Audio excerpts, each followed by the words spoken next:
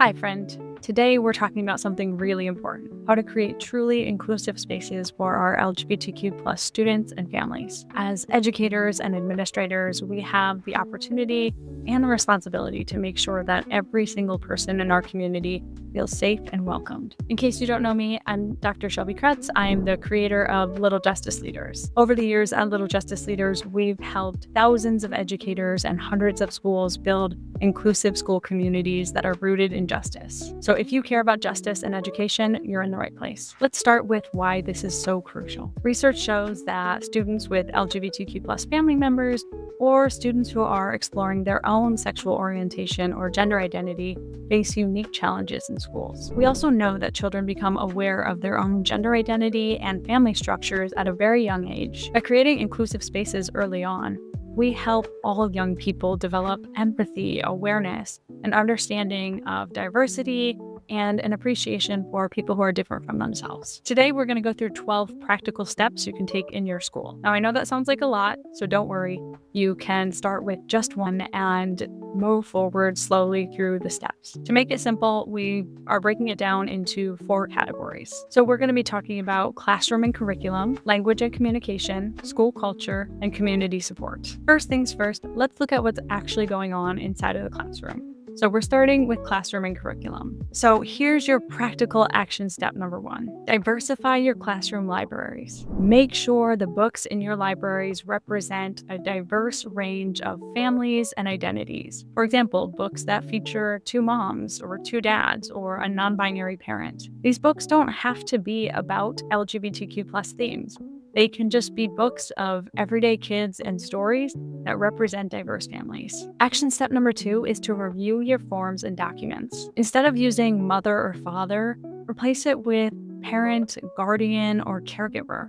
Make sure your enrollment forms also reflect diverse family structures. And remember, this benefits not just our LGBTQ plus students, but also all students who have diverse and different family structures. Action step number 3 is to update your family-related curriculum units. Anytime that you're teaching about families, make sure that a wide range of diverse families are represented. And step number 4, especially if you're working in upper elementary, is to start teaching about LGBTQ plus identity. If you're able to embed stories and histories of LGBTQ plus activism and identities into your lessons with students. These can easily be woven into your everyday English language arts, histories, and social studies curriculum. So those are some simple steps you can take right away. Even if you aren't going to do them all, choose one to start with and make one change to your classroom and curriculum practices. So remember, those options were to diversify your school library or your classroom library, review your forms and documents for inclusive language, update your family curriculum units, and start teaching students directly about LGBTQ plus identities. Our next category is language and communication. The words we use matter, and how we communicate with our families shows them who and what we prioritize. Here are some key practices that you can implement. Your practical action step number 5 is to train your staff to use inclusive language. Encourage them to replace saying boys and girls with students, scholars, learners, or friends. Replace saying mom and dad, or even parents, with more inclusive language like your grown-ups, your adults, or the people who take care of you. These small shifts can make a huge difference for students who may be questioning their own gender identity, or students who don't live with a mom and a dad, or even don't live with their parents. Step number 6 is to support students who are exploring their own gender identity or expression. This might include using the name and pronouns that they're requesting you to use, and expecting everyone else in the building to do the same. And it may also mean letting them express themselves through testing out different hairstyles or clothing styles. This is a really small and simple way that you can show them that you support who they are. And step number 7 is to address anti-LGBTQ plus sentiments and language immediately. Treat when students say "that's gay" or other anti-LGBTQ plus language just as seriously as you would with any other discriminatory language. Educate students about why we don't use that language, so they can understand and also create a more supportive environment for everyone. So those are some simple steps you can take right now when it comes to language and communication. So choose one thing to do and get started. That can be training your staff to use more inclusive language, allowing students to explore their own gender identity, and addressing anti-LGBTQ plus language immediately. So let's jump into category number 3, school culture. And our step number 8 is to rethink school events. Instead of days like mommy and me breakfast or daddy-daughter dance, consider implementing family days or a special person dance. This is really important for students with LGBTQ plus caregivers, but it's also important for our students who may not be able to bring a parent for a number of reasons, including death, separation, incarceration, deportation, or many other reasons that a parent might not be available. A lot of these situations can be traumatic for young people, and we don't want to reinforce that trauma by hosting events that specifically exclude students who maybe don't have a father or a mother that they're able to bring. Step number 9 is to display inclusive materials around the school.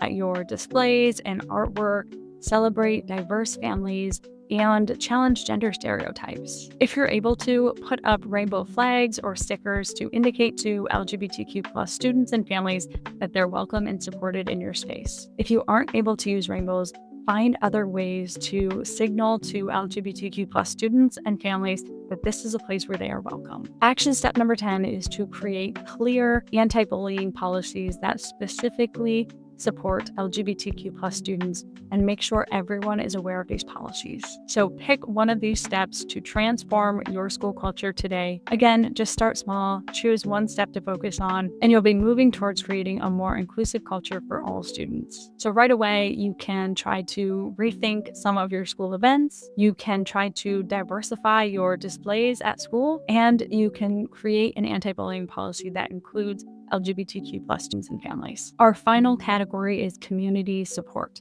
It is so crucial to involve the whole community in this work and make sure everyone has the tools to be involved with creating a more inclusive school culture. So action step number 11 is to provide regular training around LGBTQ plus identities for your staff members. Remember, not everybody knows best practices for engaging with LGBTQ plus youth and their families, and we want to make sure all teachers have the tools to create inclusive classrooms in our schools. We can't just assume that all educators will know how to handle the conversations, questions, concerns, or incidents that may come up around LGBTQ plus identities. So make sure that you have good and ongoing training. Action step number 12 is to make sure that you are clear with families and the community that your school is a place that supports LGBTQ plus students and families. Remind your community that you are not asking anyone to change their beliefs, but you are clearly stating that you expect everyone to show respect and care for the full community. This is about creating a respectful and kind environment for everybody, not about forcing certain beliefs. So if anyone challenges it, remind them that you believe in building a respectful community, and that means appreciating and valuing all of the diversity that the different folks in our community bring to our space. So in our community support category, make the decision to take one action right away. You can either share with your community that you support the LGBTQ plus community or bring in quality training for your educators. So there you have it, 12 action steps you can take right away to create a more inclusive community for your LGBTQ plus students and their families. I would challenge you to take at least one step this week. Maybe you've already done a number of these on the list and that's great, or maybe you're just getting started. But either way, choose one thing that you think you can improve and make a commitment to do that this week. Now, I know some of these action steps are quick and simple, and others of them may take longer. So take whatever time you need, but commit to doing something right away so that you can create a more inclusive school. Make it a goal to implement all of these steps eventually, and to challenge yourself to go even further to create a school environment that celebrates everybody. I'm going to link some resources down below that will make this way easier for you, including our mini course on how to better support trans and non-binary students. That mini course is completely free. All of your educators can do it, and it's a great way to better understand how we can show up and support our queer students. And of course, we already know as you show up for this work, you are bound to face some challenges along the way.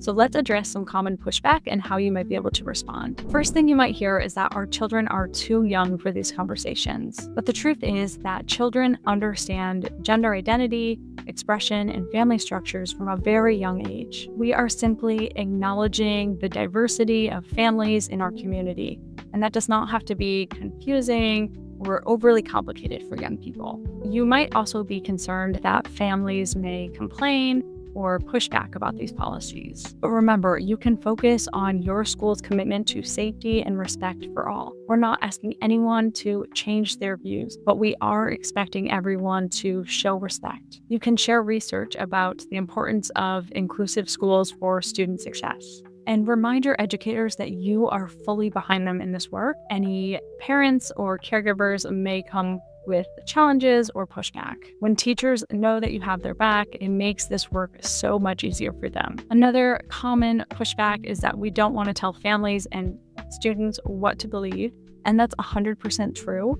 We don't want to teach students exactly what to think, right? We want to teach them how to think and how to think critically. But that being said, in this case, all we're asking is for everyone to show respect to everyone else in our community. And I think most people can get behind that. Remember, creating inclusive spaces is not just about supporting LGBTQ plus families and students. It's about creating a school culture where every student can thrive. When we create truly inclusive environments, everyone benefits. Start with small steps, be consistent, and keep the focus on creating a safe and respectful environment for everyone. The impact of your leadership in this area can truly change and save lives. If you found these strategies helpful, be sure to like and subscribe for more resources on creating inclusive and justice-based schools. And remember to check out our mini course for supporting trans students in the description below if you want to get started on this work today. If you're ready to dive deeper into building a school culture rooted in social justice, click the link below to learn more about our Equitable Schools program.